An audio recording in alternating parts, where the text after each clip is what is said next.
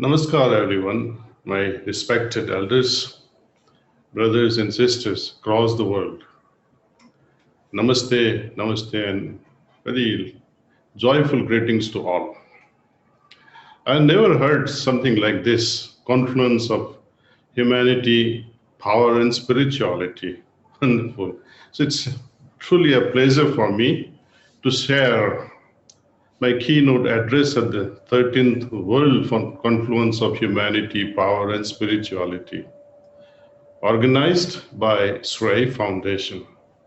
So I would like to begin by first expressing my gratitude, heartfelt gratitude to Sri Hari Prasad Kanoria ji, Chairman, Universal Spirituality and Humanity Foundation, and Chairman, Shri Foundation. Also, gratitude to Sri Hemant Kanoria ji, Chairman of Shri Infrastructure and Finance Limited, Board of Trustees of Kanoria Foundation, and Dr. Rahul Verma, the Director of World Confluence of Humanity, Power and Spirituality, for having invited me to deliver this keynote address at this very august event. It is indeed a pleasure to be here with you all this evening. The subject that was given to me to expound is on destiny versus freedom of choice. I had an opportunity of listening to two August Padwal family members. Perhaps I don't know if Kavita and Anuradha are related, I wonder. But they had good insight, and I appreciate striking difference. Anuradha was trying to differentiate between religion and spirituality. She boldly says, my family was not religious per se, but we were spiritual. Most religious people, they end up believing in destiny. They go from one astrologer to another astrologer, from one temple to another temple, from one religious guru to another religious guru, and try to see what is in their destiny. And hopefully, by evoking the presence of higher Almighty, change their destiny once and for all so that they can live happily ever after. Is it possible? So we're going to dissect this. What is destiny after all? If destiny was fixed, then why am I struggling, working so hard? Or if I'm suffering so much, why am I struggling to get out of this struggle in order to free myself from pain and misery? If I had to earn billions, why am I struggling to work hard? If all these things was fixed in my destiny. I like to share with you one episode from Ramayana, which is well known, but nevertheless, it is worth mentioning here since it has all the significance that destiny is not everything. Either I can change my destiny with my own hard work by changing my attitude, my thoughts, my orientation to the whole life. They all can change my destiny, or others can influence my destiny. Ramayana story is very relevant here. You know, Rishi Vasishtha is one of the Sapta Rishis. They have insight and foresight. He was the one who matched the zodiacs of Lord Rama and Mother Sita. He said, this is a perfect pair. Nothing can go wrong with this marriage. Raja Dasharatha was happy to hear this, and on good opportune event, he fixed the wedding of Lord Rama with Mother Sita. Great. And you have seen how this destiny that was predicted by Vasishtha, sage Vasishtha, that they will live happily. It's a perfect match. But anything and everything that can go wrong with in the life of such a divine couple, Mother Sita, who was a divinity incarnated, how can she suffer despite of this predicted destiny? Something changed. Their attitudes were perfect. Their lifestyle was ideal, matchless. Even till today, no one can match their ideals and moral strength or moral power. Yet they suffered like nobody. What was the cause? What changed the destiny? It was no less a person than Mother Kaikai. She ended up changing the whole scenario. You all know the story, what transpired there. So there are influences which are beyond our control.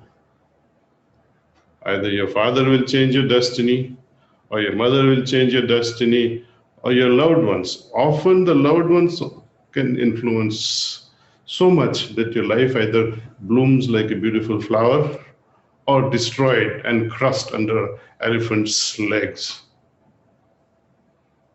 I give you one more example. Suppose you fall in love with someone, you love that person so much, but because of your caste system or etc., or class system, or because of whatever reason your parents or her parents reject this relationship, then what will happen? There is a chain reaction of misery. Person you love whom you could not marry will suffer, you will suffer. Person whom you marry will suffer, person she marries will suffer, and there's a chain reaction of misery after misery. So who is deciding this dynamic nature of destiny? All of us. I'm not the only one who is deciding my destiny, but other members whom we love so much, whom we listen. Of course, it's one way of saying, to hell with this. I'm not going to listen to my father if he says I should not marry the one I love. But that also creates a level of misery. Not listening to father will create guilt in your heart. So then it comes to making such decisions, one has to be very careful, very, very careful. Not just you, but all family members involved in this very important thing has to come together, resonate. And this is possible when everyone is on the same page. But is it possible? In this world where everyone has their opinions and differences, they say differences strengthens a family. But when I'm seated with my granddaughter, when she spurts her mouth, when she does like that, or she eats a chocolate or a grain of rice, and having finished half rice in her hand, she takes it and puts it in my mouth. Or she dribbles like this and starts throwing her spit on my face sometimes. What happens at that time? Had it been somebody else, I would have gotten upset. But just because she's my granddaughter, I end up going through all that. So the level of tolerance or level of acceptance depends upon how I relate myself with the other person. That other person whom I love so much dissolves any kind of friction, any kind of differences. Imagine when I come home from hard day at work. Generally, most of us return home by 7, 8 o'clock. But suppose by God forbid, and we get stuck either in traffic or in the office, and we end up calling, dear Papa or Mommy, or you end up calling your wife, so I'll be late today. And you have to explain everything to her. Then another time, sorry, because of this, I'm coming late. And then once you start expressing the true feeling that because of this, and then it gets into a kind of slowly diluted into, oh, I had a company which I cannot avoid, could not avoid, and I had to take this guest out for dinner. So such last minute messages, and every now and then where you have to express yourself to your loved ones. What do you think of that? Where every moment you have to express your loved one the reasons behind your actions, versus even before you say anything and your beloved says, it's okay, you don't have to explain all these things. Let's not waste time. Come, join me. That's an ideal relationship. Where at every move you have to explain yourself, your situation. That is not an ideal relationship. But where true love exists, it builds relationship. It strengthens a relationship. As they say in science, entropy. Entropy means measure of disintegration. Every system, if it is not supported by constant input, it tends to decay itself. For example, a child's room, or Sister Anuradha, for example, if she is not making effort with her abhyas, abhyas is also an input of energy. If you're a master carpenter, or if you're a master mason, or a doctor, or a very special cook, if you're not practicing this, then this input or lack of input will spoil the talent which was inborn or that you have groomed because of your practice. So when it comes to spirituality, practice is everything. And more than a practice, how you approach the object of your love makes a difference. Attitude is more important than the practice itself. When you approach God or goddesses in the religious tradition, for example, there is always a demand from your side. Ma, or my Lord, if you help me with this, I will do that. There is a transaction. There is a strong belief system that if I do this, automatically that thing will happen. Right, wrong, or it's a matter of statistical evidences. It's up to you all to decide. But in spirituality, where your belief system, your faith is built by your own experiences, you can never go wrong. And when your faith or your belief system or your trust develops as a result of personal experience, then you're creating a strong bridge between your heart and the Lord whom you are worshipping. This worship or spiritual approach towards God is no longer restricted to 5-minute puja or once a year puja on Dashera or once a year puja on Krishna Janmashtami or Ramanavami. No, it is not even depending upon your daily ritualistic practice, be it morning, be it evening, or both. But your whole life, moment after moment, remains imbued with your heart in presence of God, with presence of God. And this divinity continues to guide us all throughout the life, every moment. So, meditation, though we may meditate once in the morning, but the state of meditation continues even after we have completed that 10 minutes or 15 minutes of meditation.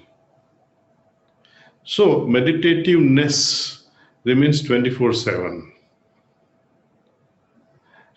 What is that drives an individual in meditation? Most people, including myself, I'm a big fan of Paramahansa Ramakrishna,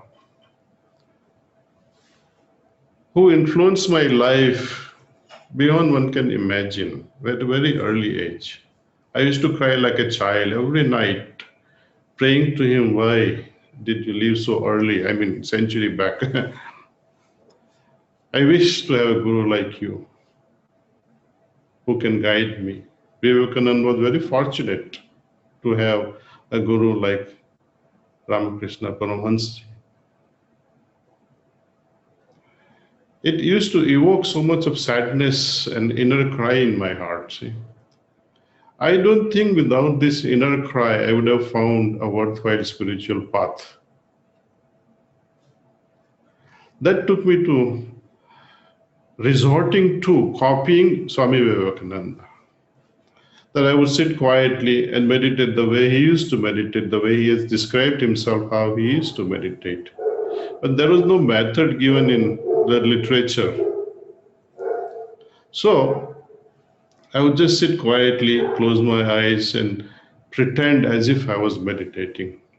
God knows how many days or months I would continue practicing like this during my college days.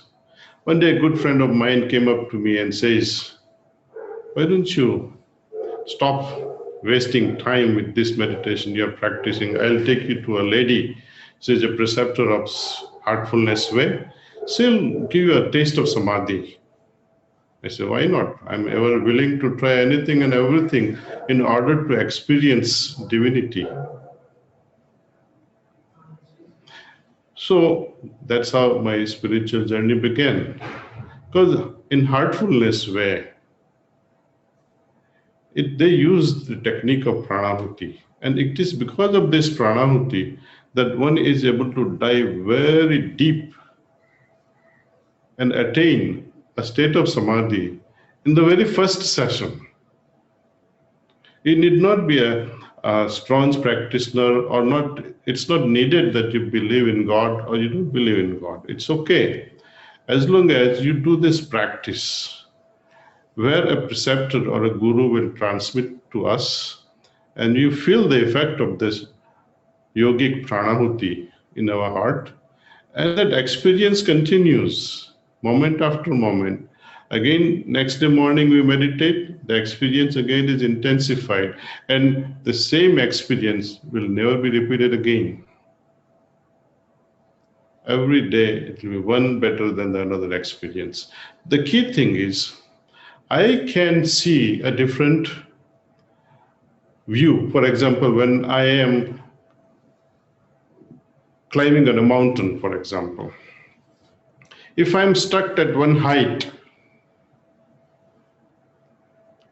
compare that with my height of consciousness. If I'm seeing things and feeling things the same every day, that means I'm stuck at one level of consciousness.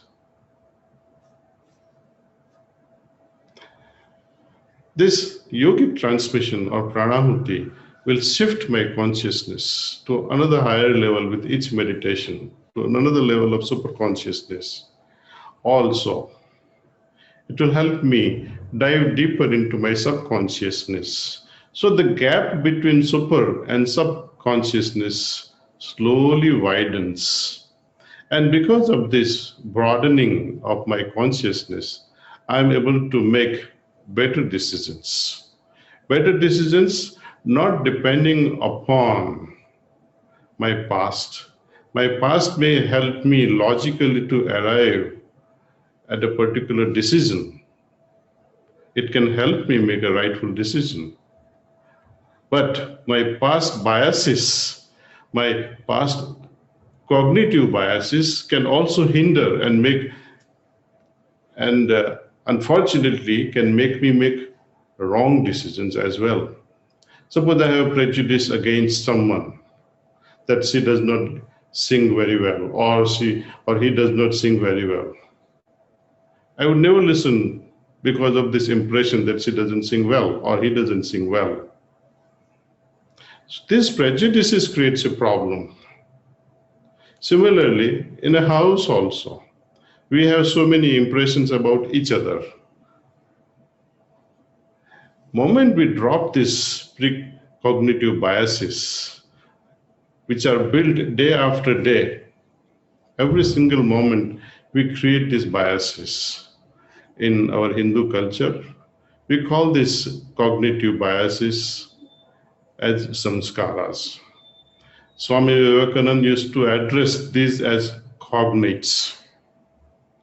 He used to say, if any particular object, when someone describes, and if that object is not familiar to you in your cognition, in your mind, then you say, these cognates are absent in my mind. But if you are familiar with it, that means similar cognates are present in your consciousness. This is because of sanskars. These sanskars we carry life after life. And as long as these sanskars remain in our system, in our spiritual system, they create our destiny. If by chance, if I have the ability of removing these samskars, removing these cognates, then I will not have to undergo that particular experience. Thus, I am freeing myself from the influence of my previous karma. This is the essence of entire Hindu philosophy. Moment one gets out of this samskara or burden of samskara, either through bhoga or through yoga, one attains liberation.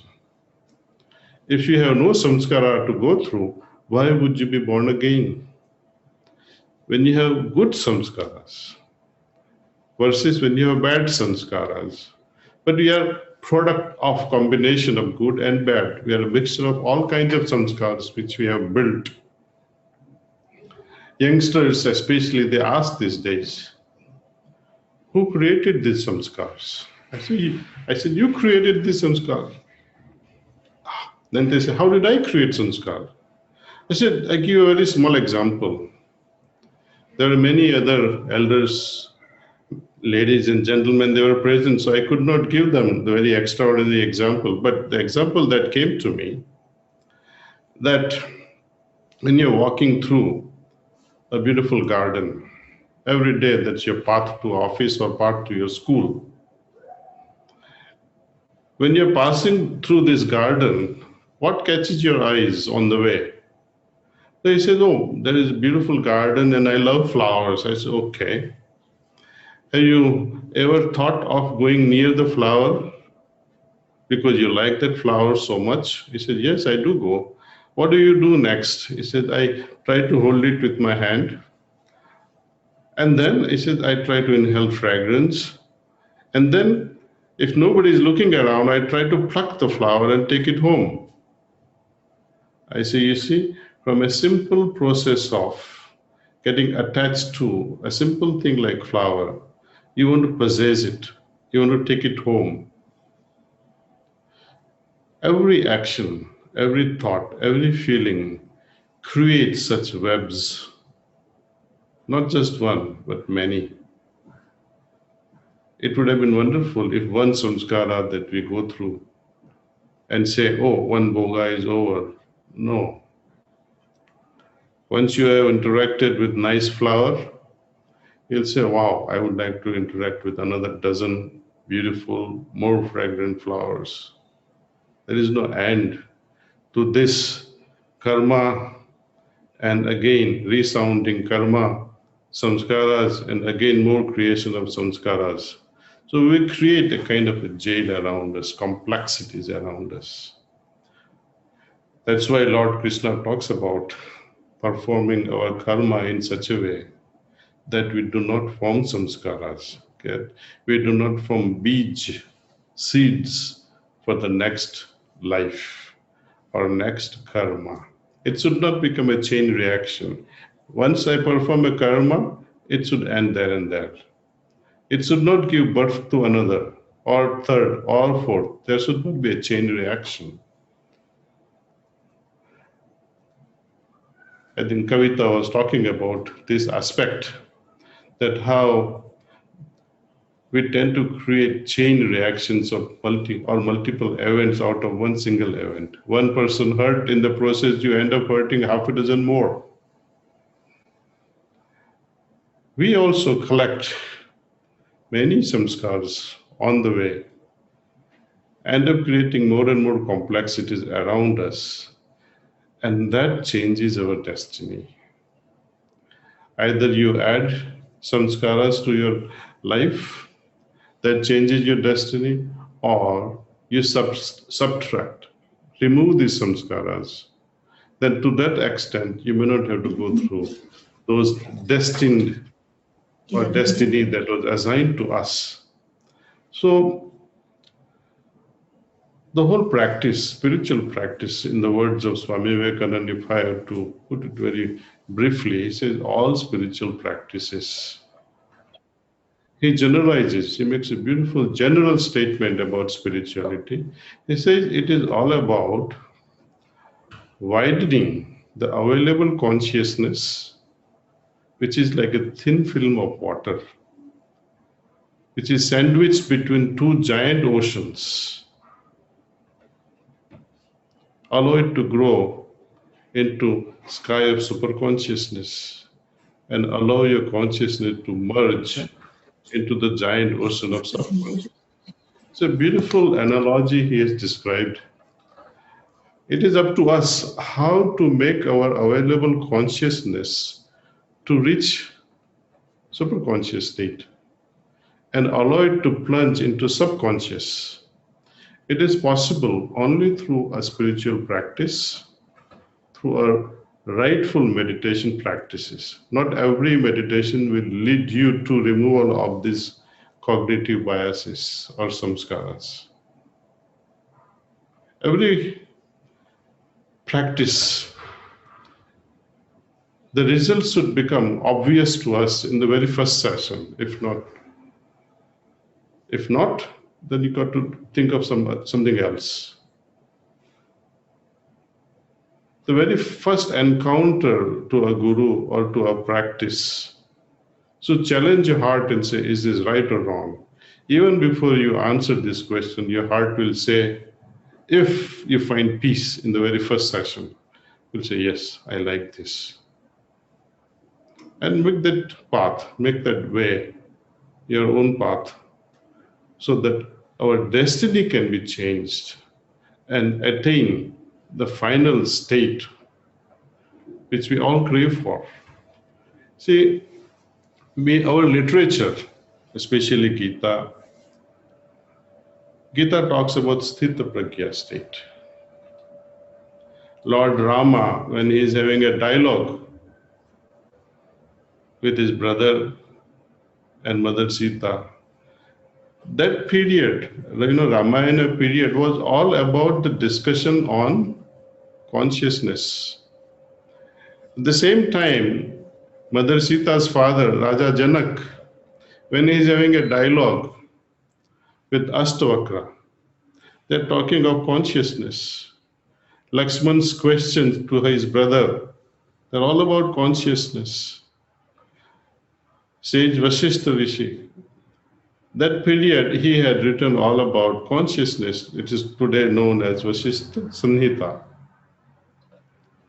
So we had a great period, where everyone, it was a fashion statement to talk about, to discuss about, to contemplate about, to meditate on aspect of consciousness. They did not worry about religious practices like whom to worship, which temple to build. None of these were present in those days. Vedic period doesn't mention of anything of this sort. Why? One wonders why Vedas and Upanishads, our Sanatana Dharma, does not mention all these things. It is because those rishis, those sages, did not find a need for an external agency to help them remind of God. It's a tragedy that we have to use forms, photos, Sangeet, etc., to remind us of God. If this reminder was already innate in our existence, in our self, in our heart, then this form that we worship, we'll say, Akar se nirakar ki or jana hai. Then where is the need of all these things?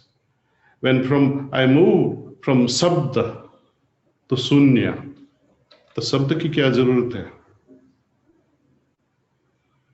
So both the things that we depend on today in today's society, all the loudspeakers going gaga early mornings and disturbing the peaceful hours of meditation, children who have to study, all night they go on banging these loudspeakers, this song and that song. I'm not against songs, but this would be listened when you're quiet, to encourage, to inspire your journey further, to increase some sort of a nourishment, to facilitate your mood so that you can dive deeper into meditation. See?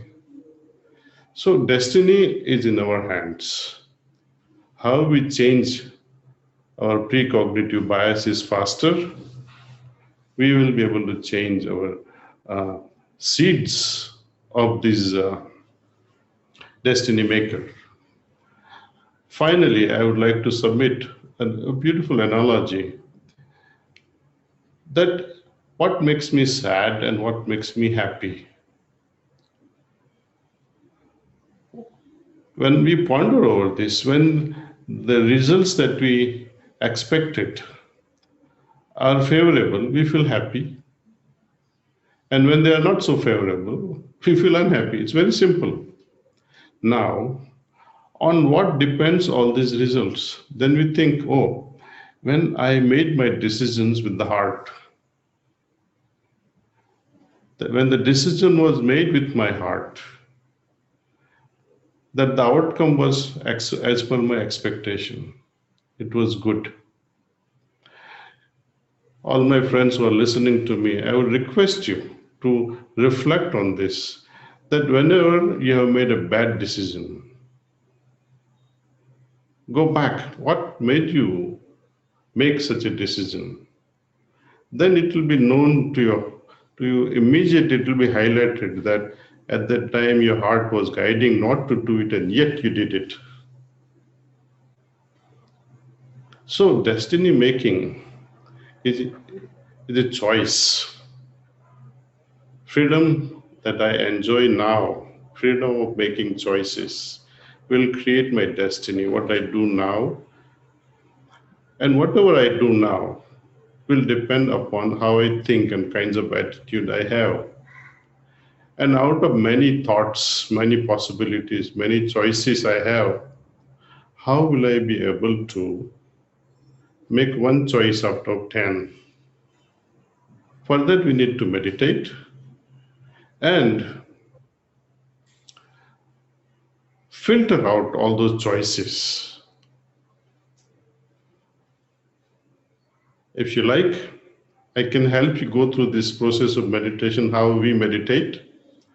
And if you want to further go into details how to remove all these complexities and impurities which are built up over time, we call samskaras. Samskaras are nothing but these complexities and impurities we carry life after life.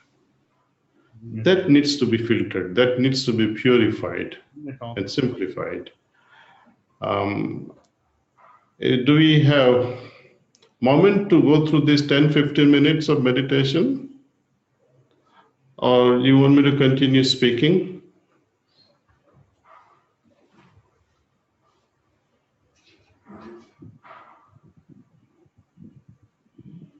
Anyway, there is no answer.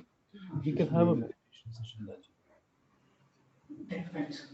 then. Okay. So I urge you all to sit comfortably. I will help you with this process of meditation. I would like you to experience it rather than believing. It is best to experience Then you can say, yes, that our ancient tradition of meditation is great, and we all can meditate. Whether you believe in this system or that system, it doesn't matter. The process here is very simple.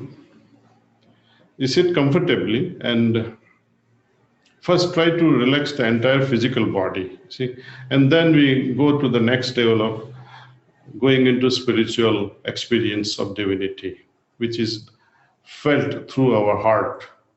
So during meditation, we imagine the presence of divinity in the form of divine light. So we make a sankalpa and say that this source of divine presence is in my heart, and I'm meditating on it. So we meditate on this idea. That's all. It's very subtle. Think also that this idea is attracting my attention inward. Rest of the work is done by our Guruji, who transmits to us, who sends out this pranahuti. Wherever you are, you will experience that effect of pranahuti on you. We'll sit like this for another 10-15 minutes. Later, I'll take up questions. So please gently close your eyes. I'll walk you through this process of relaxation first. Think that the energy from Mother Earth is entering your system, your body, through your feet, which is helping us relax.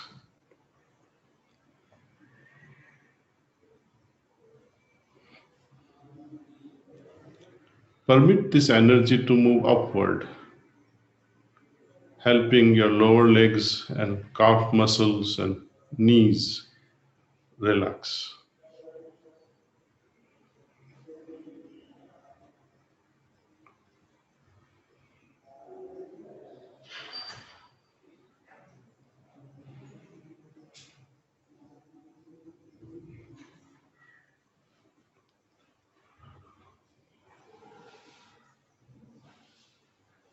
Now please allow this energy to move upward to your thigh muscles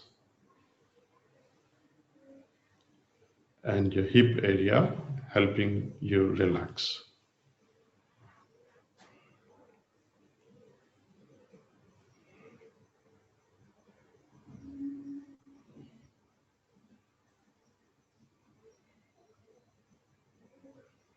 Meditating. You've got muted in.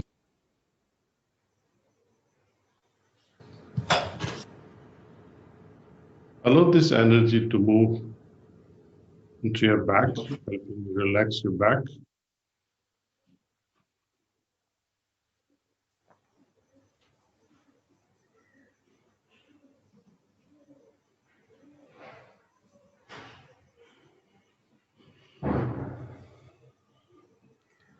Permit this energy to move in front, your abdominal muscles and chest area.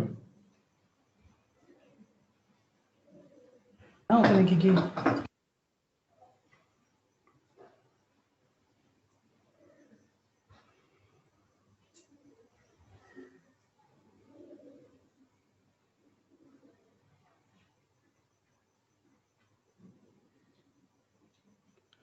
Now allow this energy to move to your shoulders, shoulder muscles.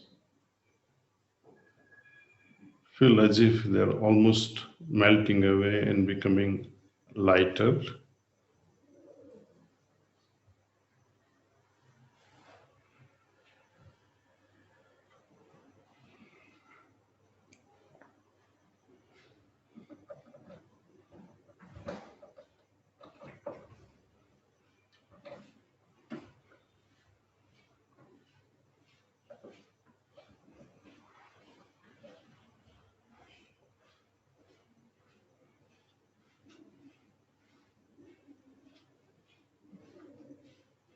Allow this energy to descend into your arms, allowing the energy to relax the entire arm, including your palms and fingers.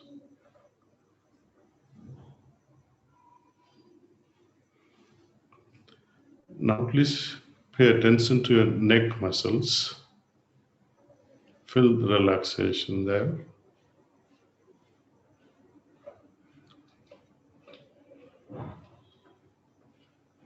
Drop your jaws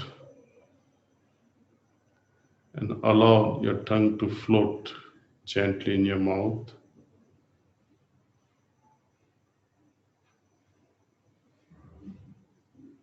Let your lips, your nose, eyebrows, eyelids, forehead, your earlobes relax.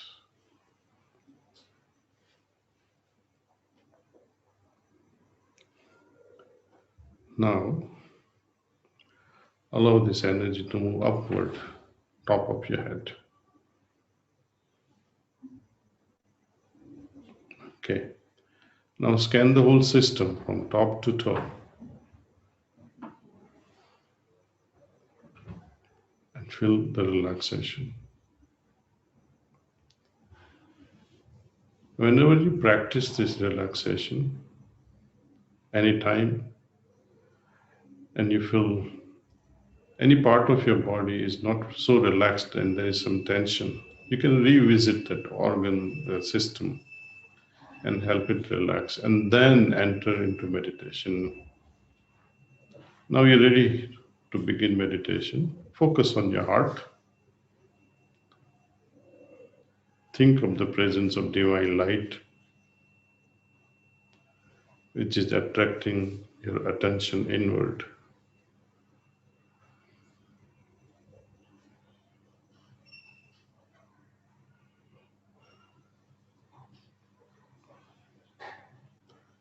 If other thoughts do come, let them. Gently, please remind yourself that I am meditating on presence of divine light.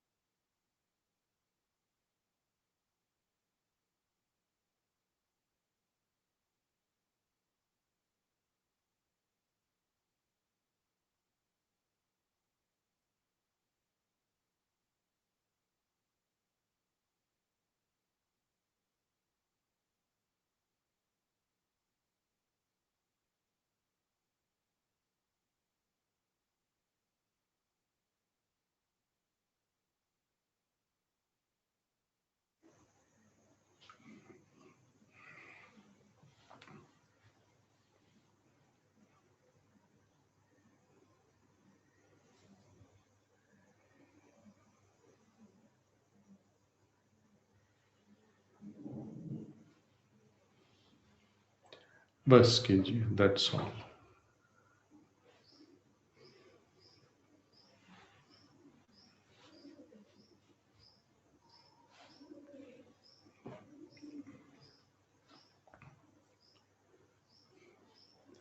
So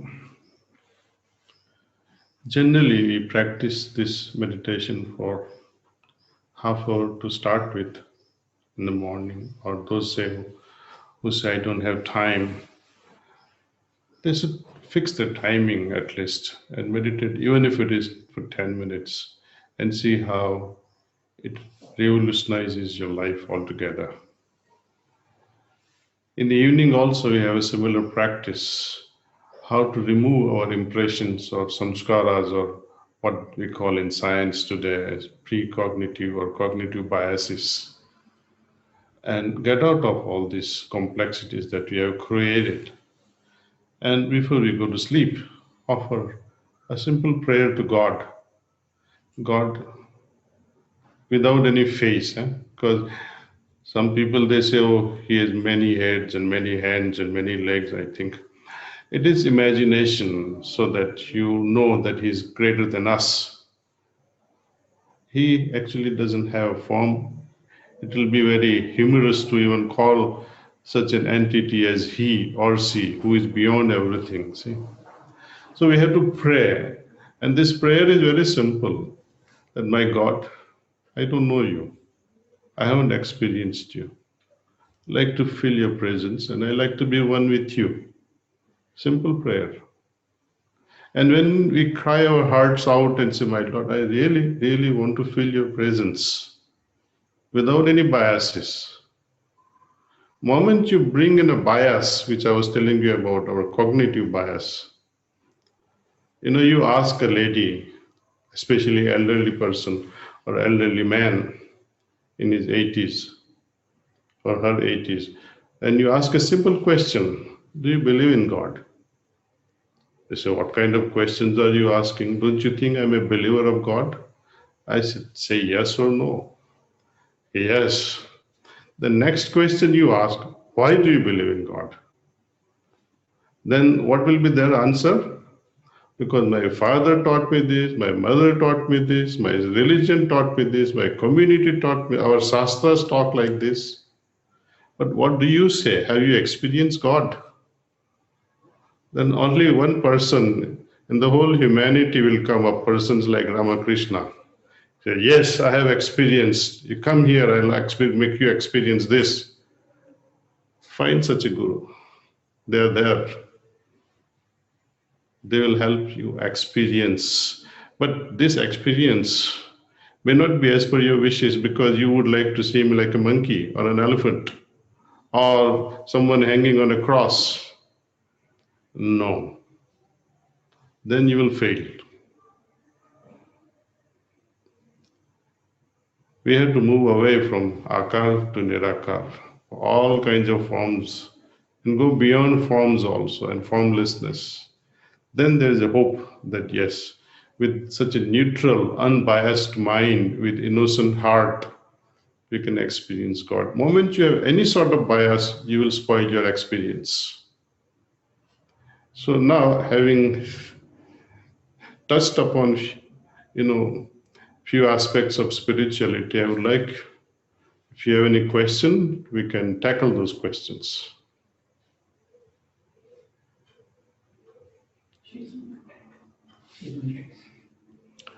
You're muted.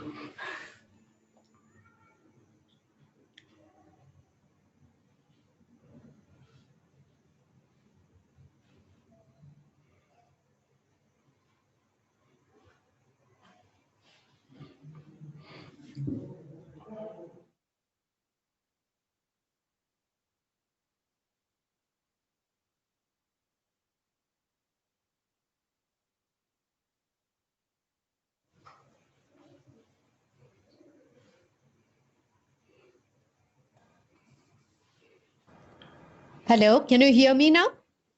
Yes. Thank you, sir. Thank you, sir.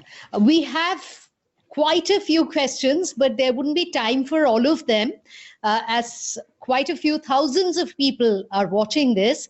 So I would like to take some questions. Dr. Sanjeev Bakshi from Hyderabad has sent us, in fact, 5 questions. There wouldn't be time for that. But, he has this very basic question saying that how can wisdom be inculcated in a human being? And his next very important question is inculcating wisdom enough, or do you need some other ancillary qualities to put it to good use? So we would start with that. Okay. So let us tackle with the answer, simple answer Swami Vivekananda gives, that purpose of any spiritual practice is to arrive at expansion of consciousness. Now, if we consider that as the base or the ideal of our life, expansion of consciousness, what does it really mean? Consciousness in Hindi we call it Chetana, Chit. Now, what is Chit? Chit is made up of 3 things: Manas, Buddhi, and Ahankar. Mind, intellect, and ego. That forms the basis of consciousness. Now, if I had to improve my consciousness, I had to improve these 3 basic elements, constituents: mind, intellect, and ego. How do I propel my mind? So I have to allow its function to improve. Mind's function is to think, sochna. But I can, if I develop the ability of feeling things, as you were saying in our prayer, God, when we think of God, versus when I feel the presence of God, there's a big difference, right? So we have to move away from thinking to feeling. And that happens through yogic practices. Another example I give you, it's a practical example. I'm from my real life. I have done many businesses, and whenever I get into a trap, I would spend weeks or months together thinking about that business problem. And mother would ask or wife would ask, "Kya ho gaya? Kyun itne chinchit dikhai rahe ho? You look occupied."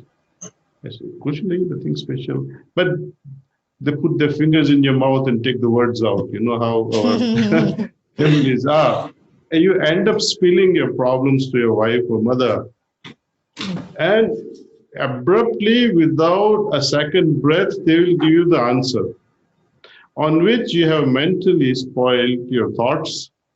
And so, 3 mahina nikal jaya, isne dhadak karke jawab de diya. Because they operate from a different level. Especially ladies, they feel, they think. So at an evolutionary level, the role of mind changes from thinking to feeling. Likewise, the gentleman who asked the question, Shiv from Hyderabad, what is wisdom? Wisdom is an evolved intellect. How we make our intellect more become evolved. Intelligence evolve into intuition into a kind of wisdom. Now, if I develop this ability of not dissecting the problems, but intuitively arrive at a wisdom-based solution, I need not have gone through that experience at all. Generally, wisdom is considered as one who is very well experienced. And based on this experience, they make a wiser decisions. But yoga says, you need not have gone through a previous experience, but your intuitive heart will guide you whether this is right or wrong. And this can happen only when your heart and mind are still. They're calm, where every vibration is felt. How rishis in the past used to feel things. The slokas did not come in the form of words in Vedas. They came in the form of shrutis. It descended in the form of vibrations. They felt it in their heart. And the heart transcribed those feelings into words. When we offer prayer, which is full of words, is now to reverse the process that these words should create feelings in my heart, and these feelings will reach to God. Words are just a medium. Similarly, feelings, wisdom, intuition, whatever you may like to call, they all contribute in evolution of my consciousness. Next question could be, what is this consciousness? What is backing this consciousness? As you say, we don't have time, but one day we'll sure discuss, or if you like, you can log into our website and look for such fundamental questions will be answered. And more than an answer, my interest is, don't look for answers, look for experience, which you can have anytime you log into one of our apps and request for meditation. You see, this is our app, Hearts app. You don't have to go to any guru's house or ashrams. You log into it from your bedroom, privacy of your home, and be guided through a trainer. A trainer could be anywhere. For example, you may be awake at 2 o'clock in the morning and you suddenly felt like, oh, I want to meditate. You can use this app and see how that meditation helps you arrive at the most refined state of consciousness, which you will really enjoy. See? True. Okay. Thank you so much. Thank you, Dr. Patel.